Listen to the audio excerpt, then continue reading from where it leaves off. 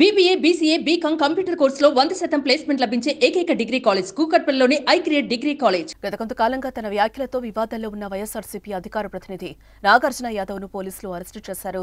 బెంగళూరు నుంచి వస్తుండగా కుప్పంలో అదుపులోకి తీసుకున్నారు. ముఖ్యంగా నారా చంద్రబాబు నాయుడు, డిప్యూటీ సీఎం పవన్ కళ్యాణ్ పై అనుచిత వ్యాఖ్యలు చేసిన కేసులో అదుపులోకి తీసుకున్నట్లుగా తెలుస్తోంది. టీవీ డిబేట్ లో ముఖ్యమంత్రి చంద్రబాబు గురించి అనుచిత వ్యాఖ్యలు చేశారని చిత్తూరు జిల్లాకు చెందిన తెలుగు యువత రాష్ట్ర అధికార ప్రతినిధి కె వరుణ్ కుమార్ నాగార్జున యాదవ్ పై ఇటీవల పోలీసులకు ఫిర్యాదు చేశారు. ఈ ఫిర్యాదు ఆధారంగా నాగార్జున యాదవ్ పై కుప్పం పోలీసులు ఎఫ్ఐఆర్ నమోదు చేశారు.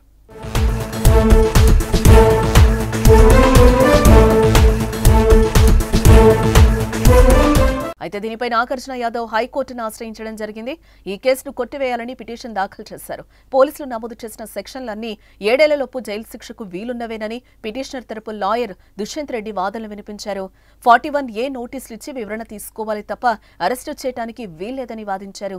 పూర్తి వివరాలు సమర్పించడానికి ఈ నెల 25 వరకు సమయం కావాలని పోలీసుల తరపు న్యాయవాది వాదనలు వినిపించడంతో హైకోర్టు అప్పటి వరకు కేసును వాయిదా వేసింది.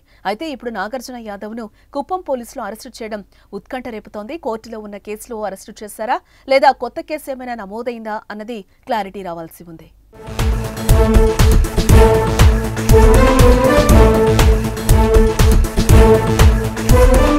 ఇటు మరోవైపు తెలంగాణ సీఎం రేవంత్ రెడ్డిపై కూడా నాగార్జున యాదవ్ అనుచిత వ్యాఖ్యలు చేయడం దుమారమే రేపుతోంది.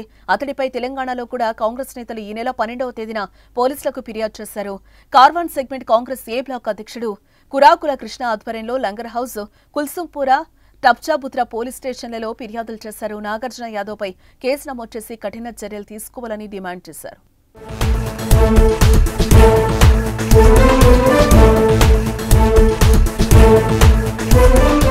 సుమన్ టీవీలో మీ పర్సనల్ అండ్ బిజినెస్ ప్రమోషన్స్ కోసం కింది నెంబర్కి కాంటాక్ట్ చేయండి.